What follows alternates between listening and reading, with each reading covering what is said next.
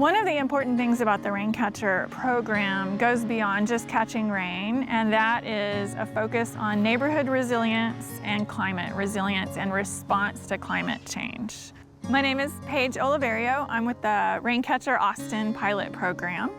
And we've been working on this pilot program in a small area of Austin for a little over 5 years. The area that was chosen to first pilot this program is connected to Waller Creek. So we chose to use the watershed boundaries to pilot this program with 1,500 residences in Austin. The Raincatcher pilot program is designed to educate neighbors about rainwater catchment, creek health, and also neighborhood resilience when you're connecting people to each other. My name's Larry Morse. I'm Jessica Morse, and I have a lifetime love of gardening and planting and birds and all the insects. And so 20 years ago or more, I actually put in a complete xeriscape with native plants in the front yard. And as we were having more difficulty with flooding, I heard about this program, and I thought it would help me have water for all my native plants, and it would also help with rain mitigation, flood mitigation for me and for the neighborhood. In Central Texas, the rain patterns rain all at one time, maybe 1, 2, 3 inches at a time, and then no rain for several months. So when we're capturing that optimal window of rain from anywhere from like 1 inch of rain to 3 inches of rain, that's going to give us enough rain in storage tanks to last for several months, to support trees throughout a drought, and to keep the soil healthy and rich. Systems in Central Austin are sized for the amount of impervious cover, the amount of hard surfaces that you have on your property, like roofs and sidewalks, decks, driveways. For the average house in Central Austin, that kind of square footage would dictate usually between catching 1,500 to 3,000 gallons of water in some way on your property, holding it and letting it soak in. We do that with a combination of rain tanks and rain gardens. So this is a very interesting grand experiment we did in the front yard. We have 3 cisterns, a large one in the front yard. And when it overflows, there are pipes running underground under our path that lead to this basin in the front yard. And so every so often, if we get, I think it's 2 or 3 inches of rain or more, it will overflow and we'll have for about 24 hours water in that basin. When there's not rain and there's not water in the basin, there are lovely plants. And those plants are selected so that they can withstand that temporary flooding. Quite often, if it's possible on a property, we encourage people to plant new trees that help shade the street. They help mitigate heat island, and they add beauty to the walking areas and the public areas of the neighborhoods.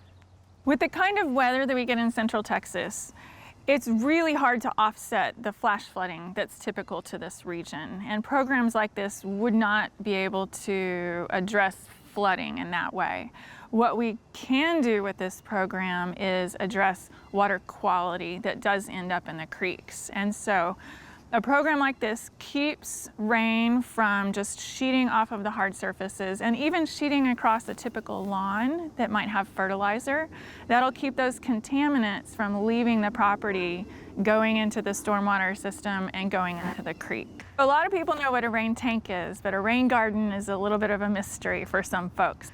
It can be as simple as a depression in the ground, a rain garden, that has grasses growing in it. You can have rain gardens that have a gentle slope so that you can mow your grasses, but typically rain gardens are going to be vibrant basins shaped into the ground that'll hold a little bit of water for a couple of days and support beautiful perennial plants, tall grasses that have deep roots that help water soak into the soil, and usually lots of perennial plants that come back each year, have lots of flowers, support bees, butterflies, hummingbirds.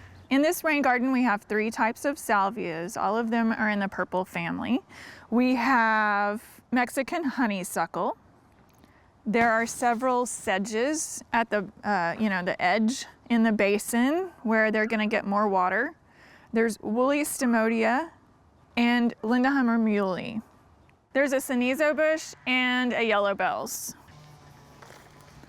There's also Mexican mint marigold, which is edible. And rain gardens can be really good for some edible herbs as well. Sometimes we'll plant rosemary on the high berms, and then we'll plant things like mint and other things that like water down in the basin. You can get really creative with the types of plants that you have in a rain garden. Here we usually try to stick with plants that are pretty easy to care for. A lot of times we have first-time gardeners who haven't had something like this to tend to, so we suggest plants that are native to the area and that are common at nurseries so that people can make a garden that they can really tend to if they've never tended gardens before. Lots of mulch. We use lots of mulch in the basin after it's shaped. A rain garden is basically a depression in the ground that's planted and mulched instead of a flat yard surface. When we remove some of the square footage of just lawn, we are doing a lot to help revitalize the soil in that space. Healthy soil is going to hold a lot more water instead of it just running right off into the street. What happens too is we end up with a cooling effect. In the summer, we have some data from a heat camera that we've been able to zap the space of a rain garden and get a temperature reading for that area, and then the space right next to it that might still be lawn and get a temperature reading for that area, and there's been a temperature difference. So rain gardens have a cooling effect. We thought it would take over a year for the plants to come in, and I think it was like 8 months. It's kind of fun when the pond does fill up, then there's a whole nother ecosystem that comes in, and you get bugs and, you know, tadpoles and things like that. It's fun to watch. We have designed cities to flush water away quickly from our homes and our properties. What happens when we do that is we lose the soil system that's here, that's healthy, that keeps our trees strong and beautiful, keeps our neighborhoods cool, draws people outside because it's nice and it's beautiful and people connecting to each other.